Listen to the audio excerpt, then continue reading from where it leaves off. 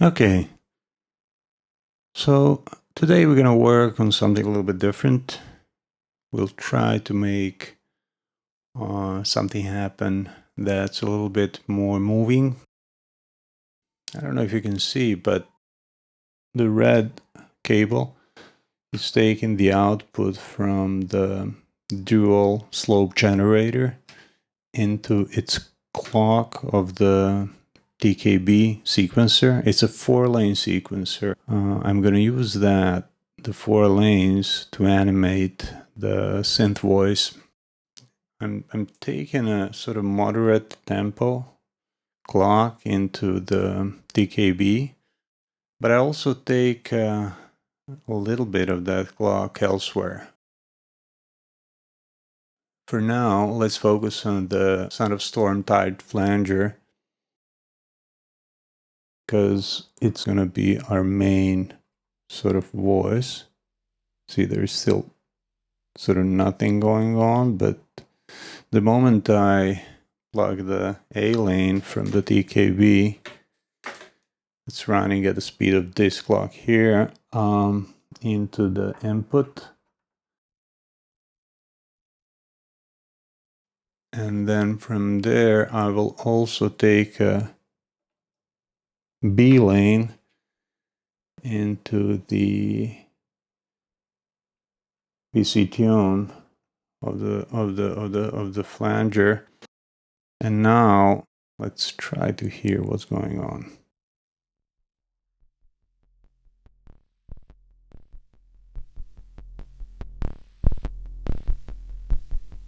We have a little bit of a pulse going.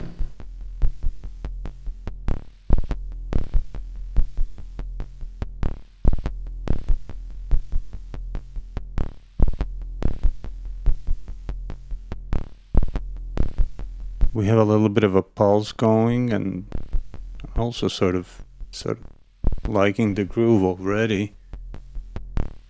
Let's see. Try to play with some of these switches, just to extend the range a little bit. Yeah, liking what I'm hearing so far.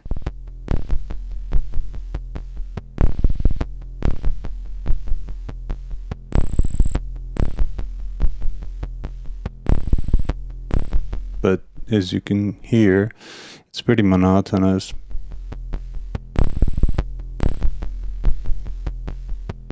I'm usually thinking about the ways to animate the loop like this.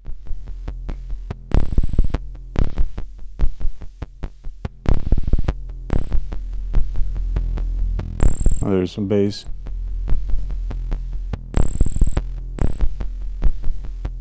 Okay.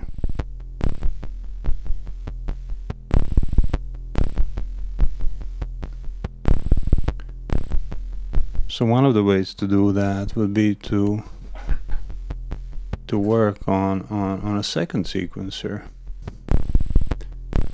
and we'll use a sequencer programmer module here. We'll clock it.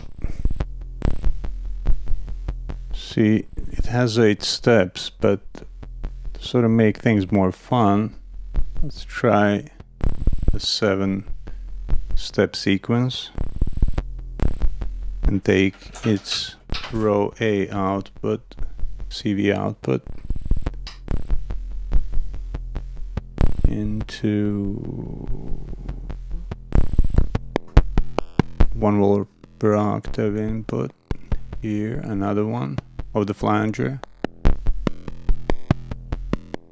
Okay, feeling like, yeah, I like this better. So now the 7-step sequencer is sort of making this counter rhythm to the main one, which kind of makes things less predictable and cooler and groovier, at least to me.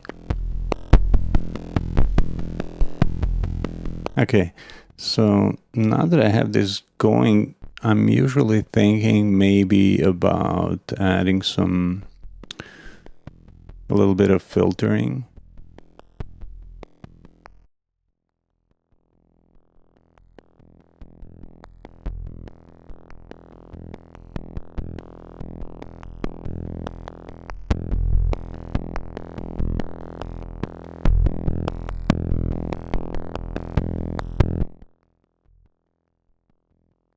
Probably go to the 73 VCF. It's low pass. And from there on, let's see what we got. Maybe get rid of the resonance for now. Think, yeah, like so. Okay, let's see what we got now. Okay. Yeah, you can, I hope, already hear the effect of it.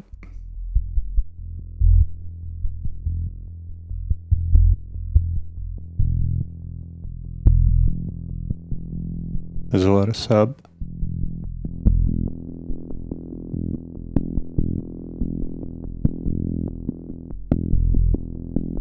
I play with the frequency.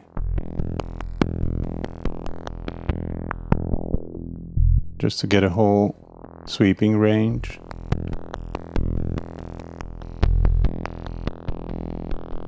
Bring up the Q.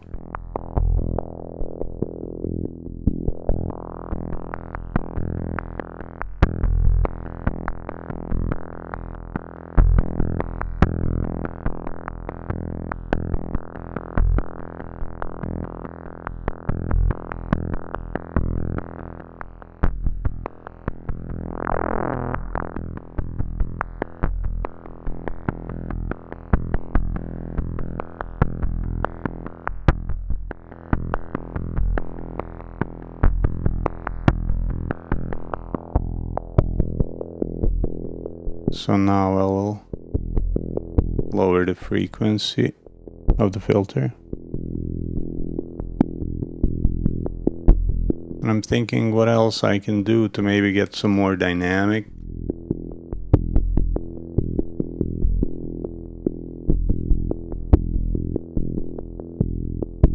Let's see if we can add another lane, perhaps, of the sequencer programmer. Let's try with the lane B into the voltage control frequency.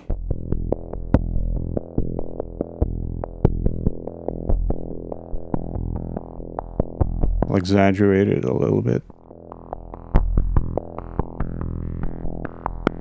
Way more alive.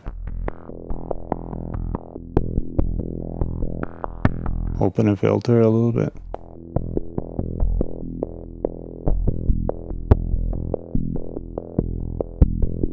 I like it.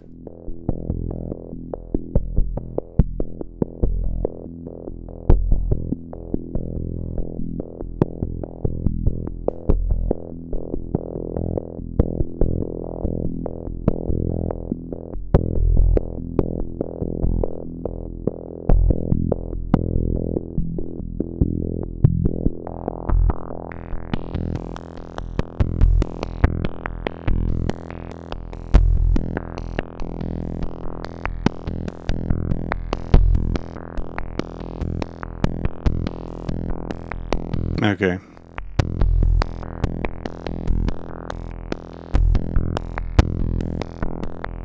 So now at this point,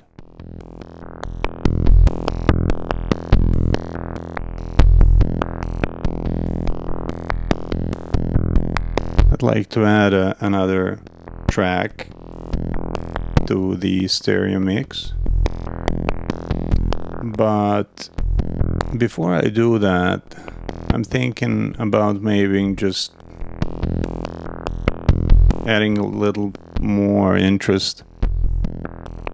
And usually when I have a clocked thing on Serge like this, I sort of appreciate the ability to pan things within the system, but because there's this like consistent sort of 16th note beat to it, I'm not gonna like pan every one of those 16th notes. I'll try to also split it up or you know, make it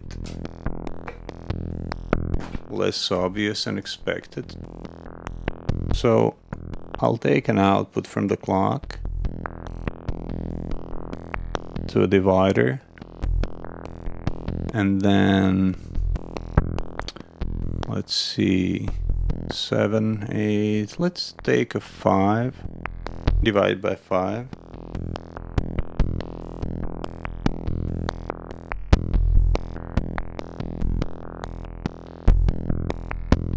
And then this division, put it into a panner.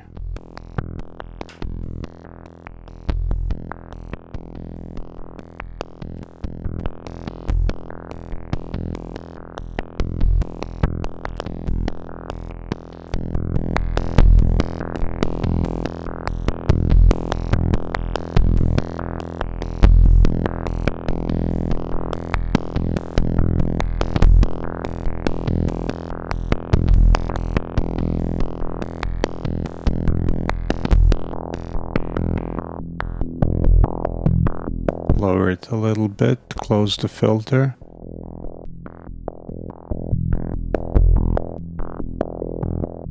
Close it all the way for even deeper groove.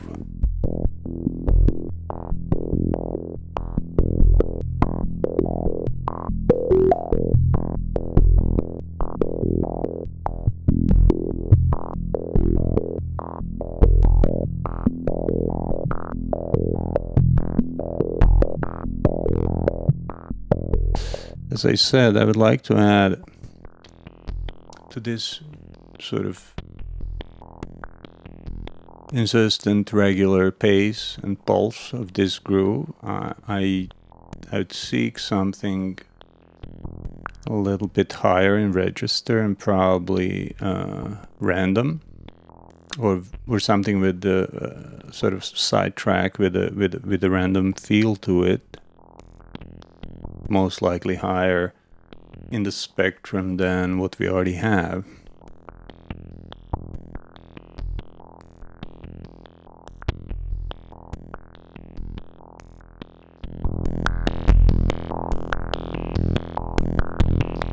And probably not panned as much at this point.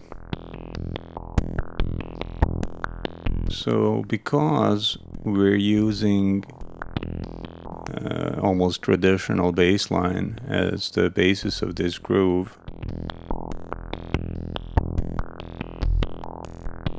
I'd like to use a source of randomness, but I don't want to patch like the classic SSG random.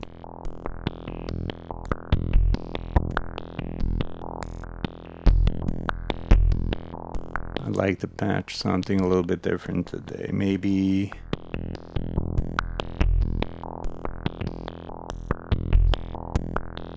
divide and compare Encom module. I'll have to decide on that right away. So I usually like patching the Wave Multipliers. And I like its ability to feedback a lot. So I use this shorting bar, yeah. So the middle portion of the Wave Multipliers and the bottom portion of the Wave Multipliers are now connected, where the output of the bottom is going into the input of the top, and the output of the top is going back, feeding back to the input of the bottom part. So I think, let's lower this for now. I think almost immediately we can expect some sort of feedback happening. If I take the output of the midsection now and plug it into another channel, you're getting some sound, but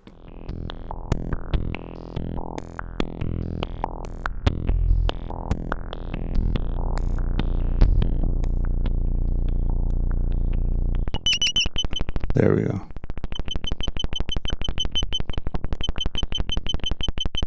So I lowered down the groove for the time being entirely so that we can focus on listening.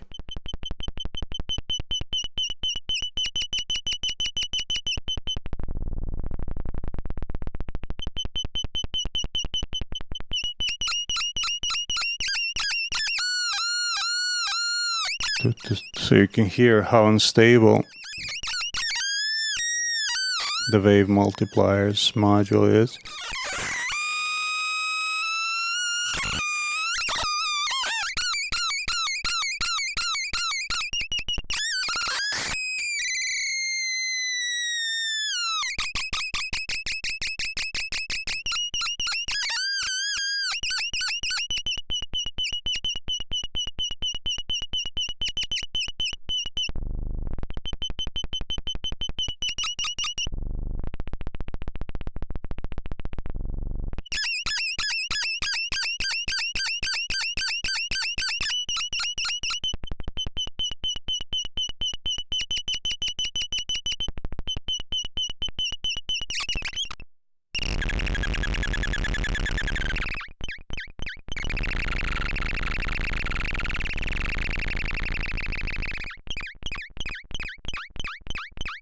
So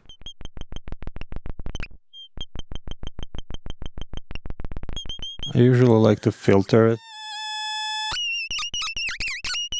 because of all this super high-end stuff.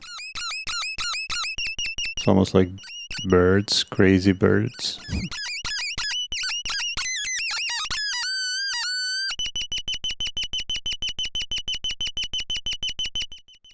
That's what I'll do. I'll take the output instead of going straight into the mixer.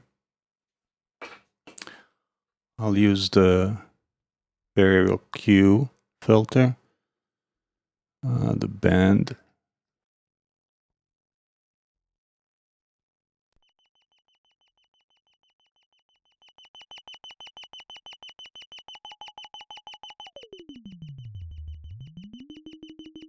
Let's leave it like this for now with a 12 o'clock Q.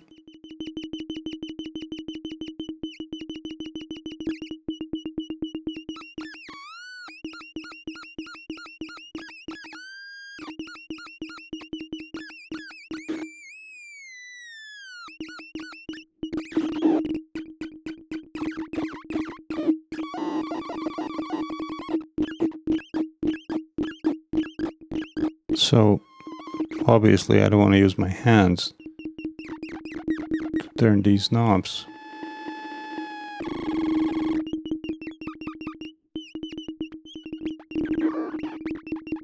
I'll try to automate it.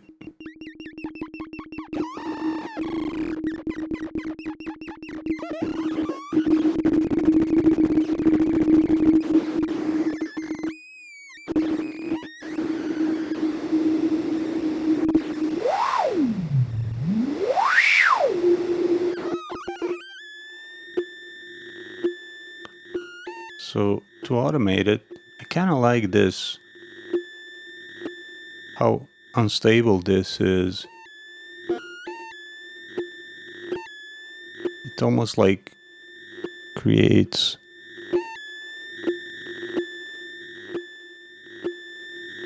this tension, the screech and then the sort of like conga afterwards.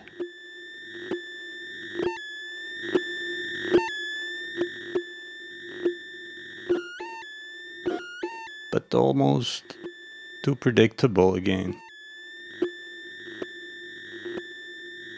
What I usually do is I find a slow moving LFO somewhere within a system.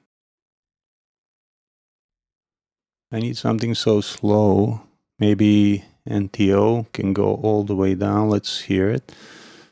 Take this out for a second. Let's take the triangle from the NTO and hear how low it goes. It usually doesn't go very low.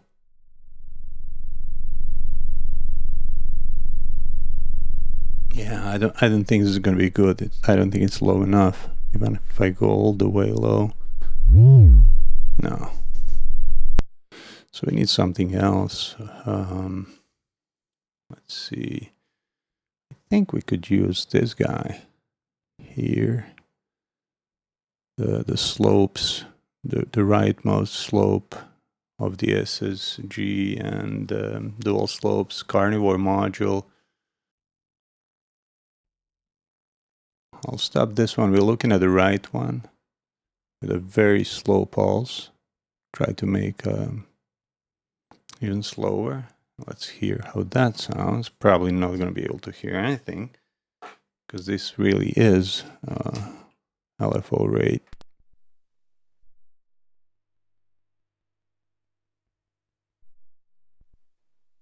Yeah. But if we take it, it's something like a VCA, or maybe let's take it here actually instead of VCA. Let's take the output of the slope into the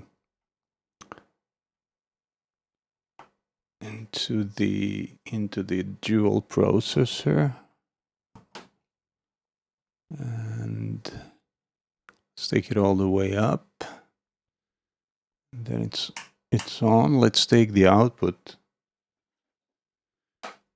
of a dual slope processor, and let's take one of them into voltage control of our lower wave multiplier.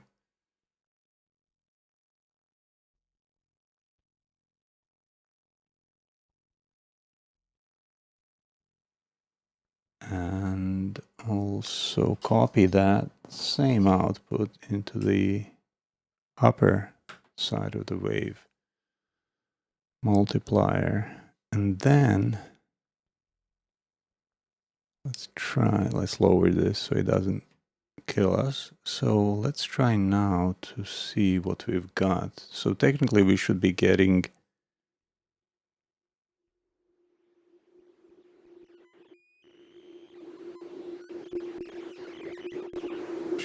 this slope to slowly modulate both the lower and the mid wave multiplier. So the problem with wave multiplier chaos or feedback patching is that it's super sensitive, but that also kind of makes it really cool.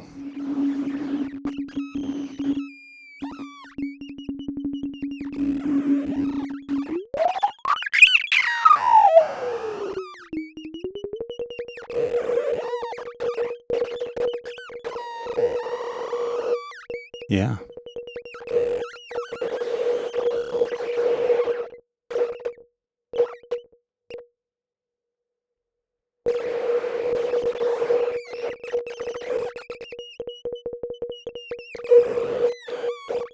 I like how it sounds so far. Let's see if we bring in our old friend here. This is our main groove, yeah?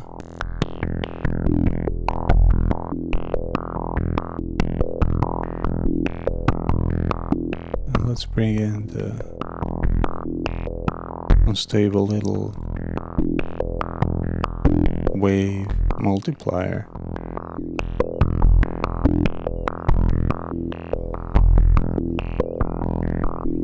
chaotic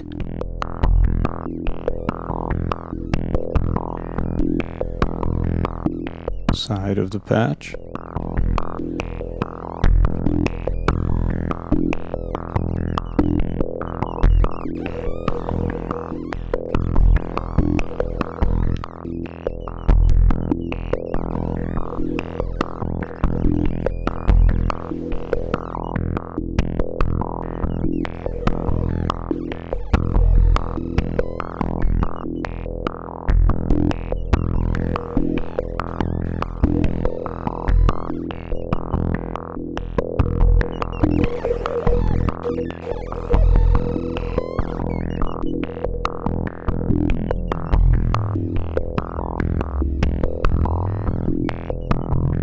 Usually tune it a little bit.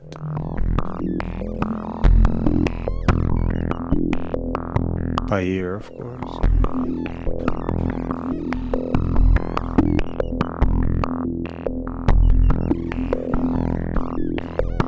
So, you know, the trouble with this situation is that we have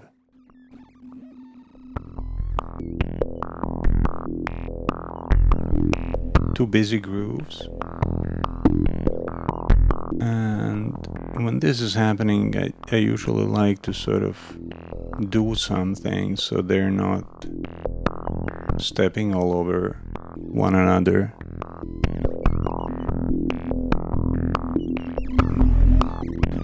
I mean, spectrally they're far apart.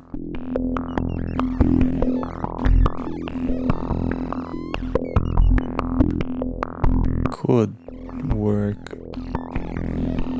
on the groove, but see, if I bring the groove up in the mix by raising the frequency knob, it comes way more forward, and it sort of dominates the patch. I guess it's not bad, but I'm thinking about some strategies of how to do something with our friend here. And there are a couple of things that come to mind. Maybe we could use its output to add more modulation. So let's take the high output from the variable Q filter, and let's try to offset a little bit somehow, irregularly, hopefully. Let's try to offset this sound so that we can use it for modulating itself or our wave multipliers a little bit more. It's a trick that I found on some video online on YouTube, or I read somewhere in the forum, but I don't recall how it went, so I'll do something differently. I'll try to use a dual expanded ADSR, one side of it. As far as I remember, I think it's sustain or release CV input. Actually make it function like something in between, like filter and wave reducer or envelope follower, almost like. So let's try that. First, let's hear how that sounds on its own. Let's patch it back into the audio output.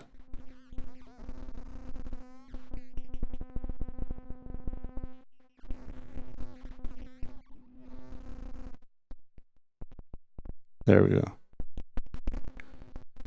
It's a lot lower in volume, but this should not be a big deal. Yeah, it's very crackly.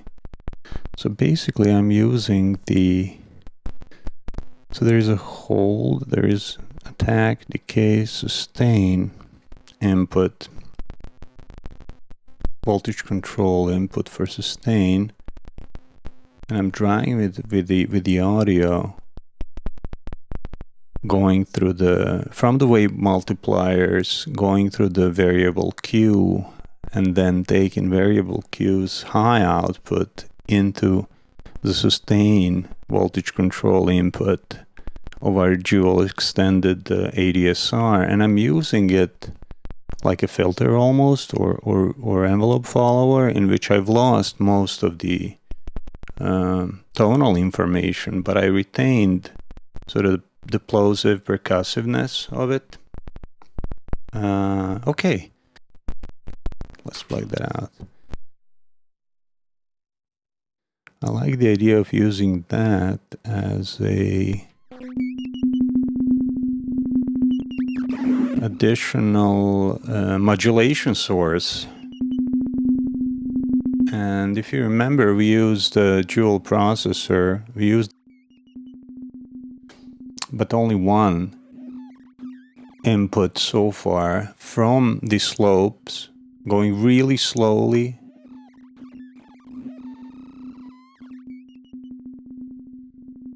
Into it, and then what I'd like to do is add this dual extended ADSR's output into the second input of the dual processor channel to see what will happen now. Yeah, there we go.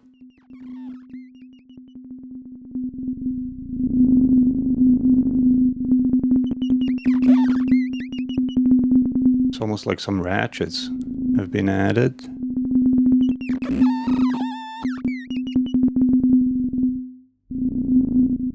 Which I quite like, actually.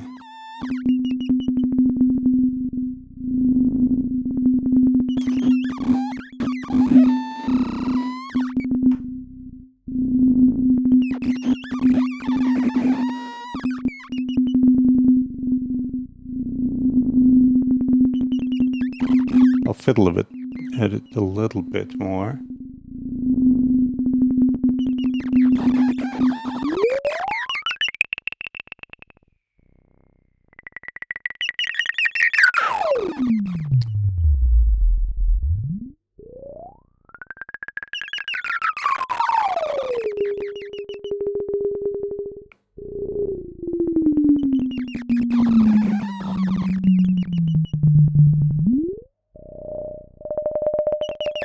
I like what it does, but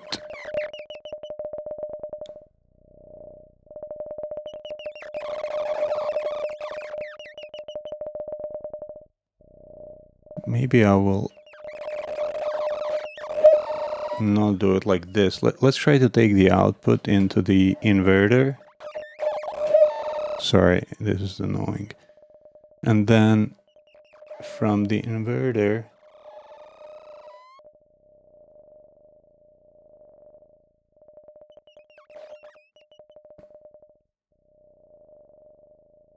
back in. Yeah. So it's almost like it's an opposite envelope now, because we inverted it. We have this breathing almost like sensation. And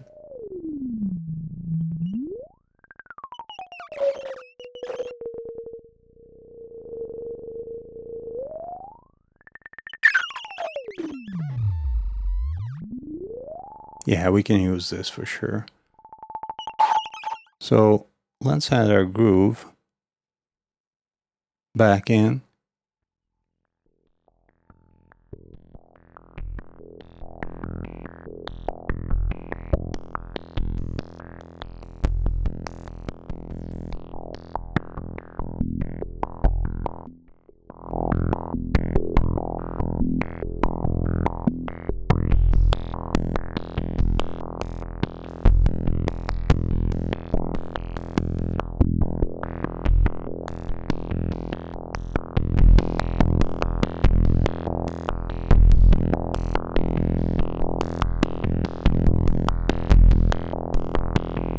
And let's add our friend.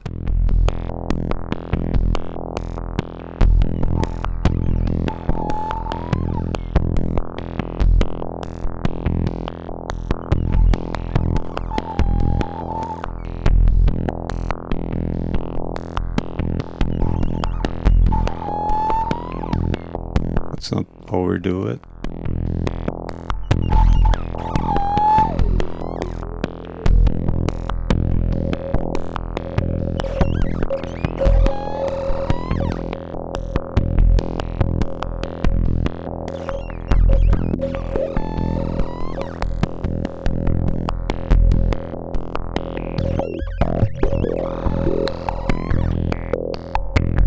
Yeah, I like this.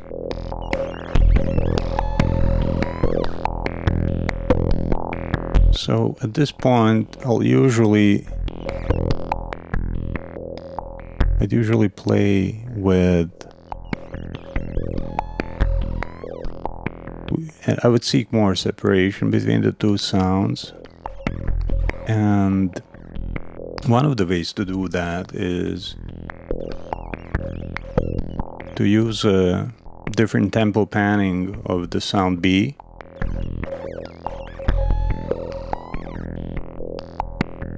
But before I do that, I'd play a little bit more with the Wave Multiplier.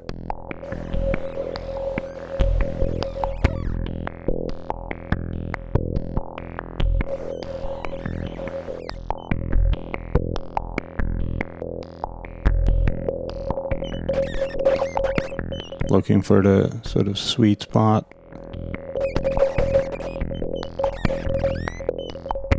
Situation.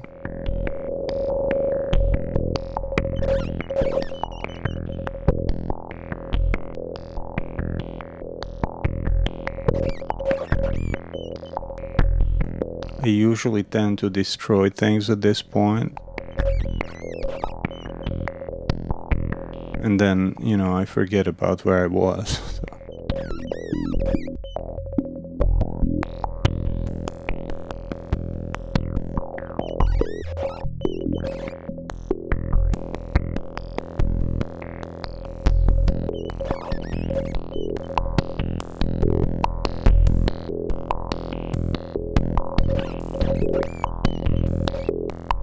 Okay, so as I said, one of the ideas that we can still play with and explore is to work with animating the Wave Multiplier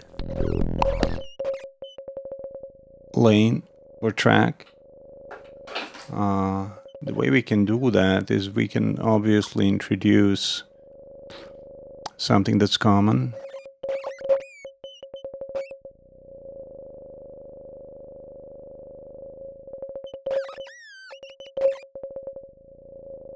Maybe just use one extra lane of the DKB, already driven by the clock to 1 volt per octave of the variable Q that's taking the output of the wave multiplier situation with our feedback.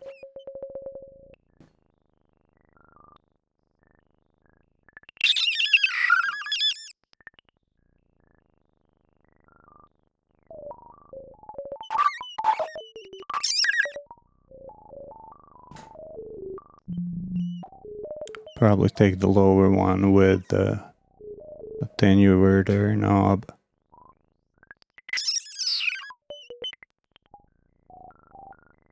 And this is the C lane here.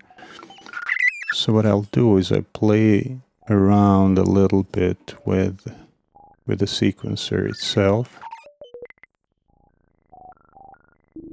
Can't see this, but I'm just fiddling with knobs.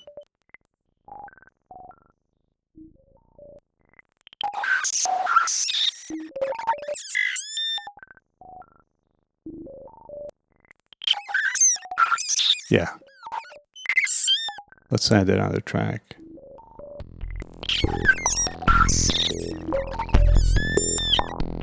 So now, even though they're not tonally related,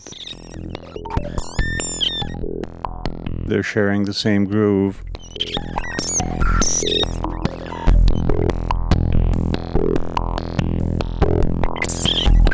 Thanks to the sequencer. The common sequencer that's driving them.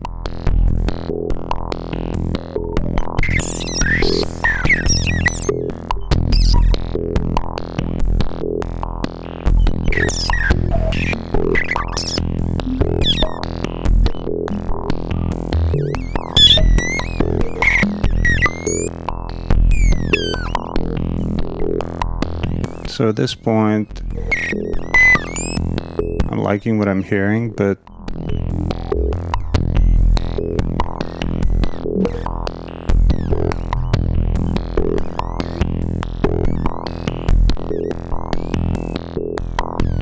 it's whiny. I like this sort of undercurrent of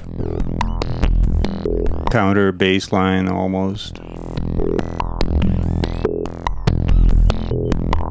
But I've lost some of that immediacy and attention, so I'll fiddle with the Wave Multiplier knobs.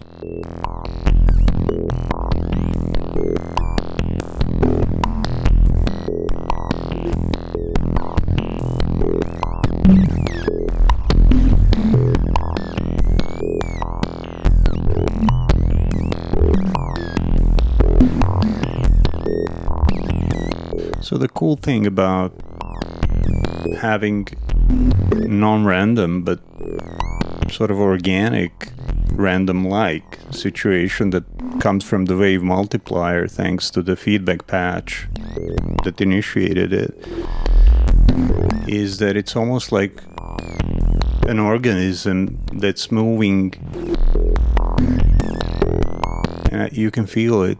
You can feel the groove, you can feel the tempos colliding, but it doesn't feel like you've heard it way too many times. Now another little trick we could do now too is try to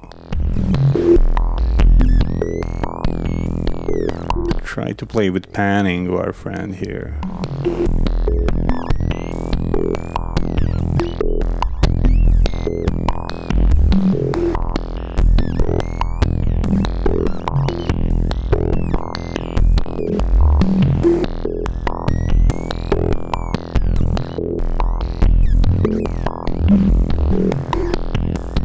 I do like the idea of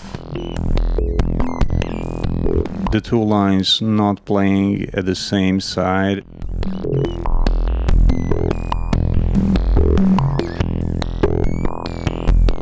So I will use divide and compare module again. I'll just figure out how. So my first instinct is to just try and patch it into a panner.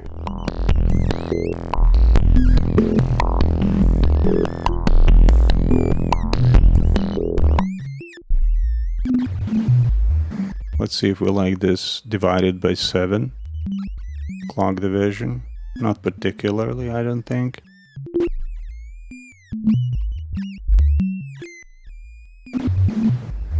Let's try different divisions by 4.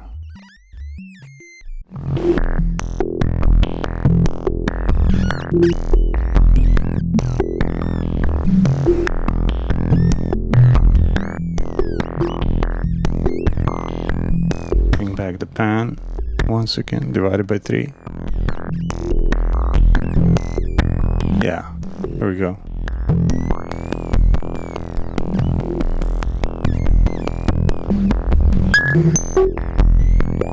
Sorry.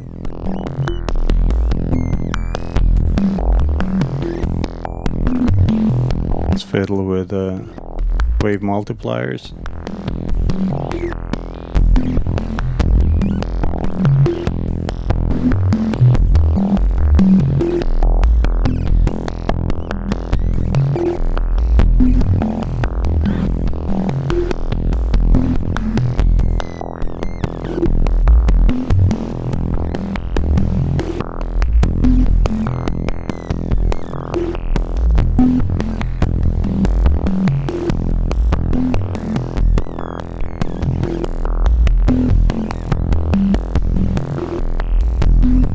So at this point, I would usually record this.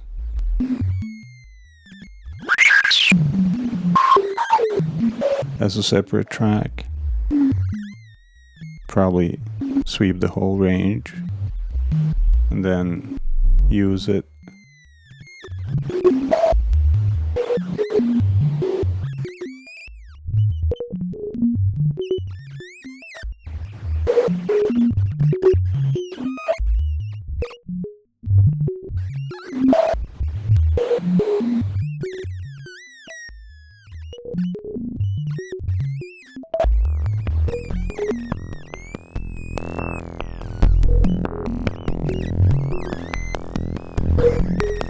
And then obviously I would do the same with our bass line.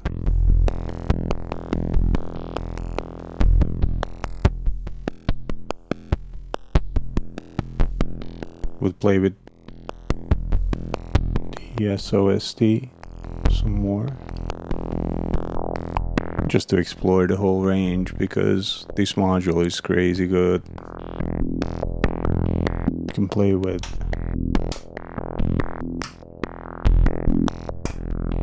just the switches and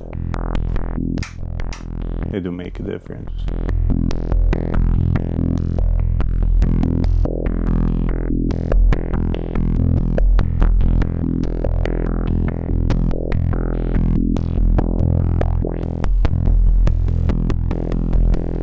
Just by adding the frequency to the 73 VCF, the whole thing comes alive.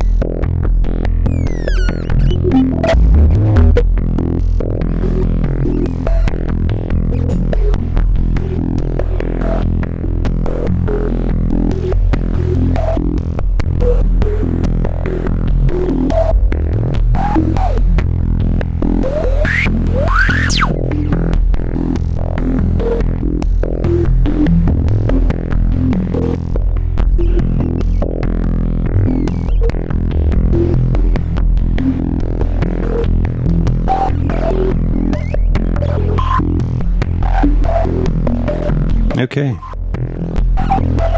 Thank you for watching.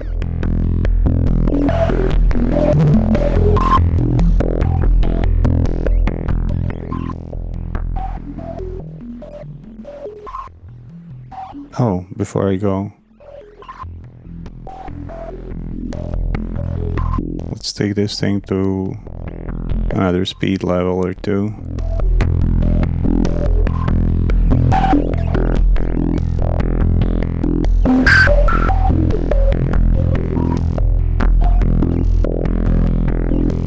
So by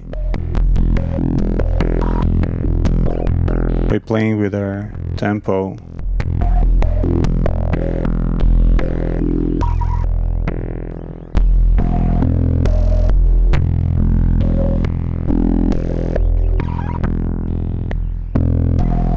you can choose any tempo.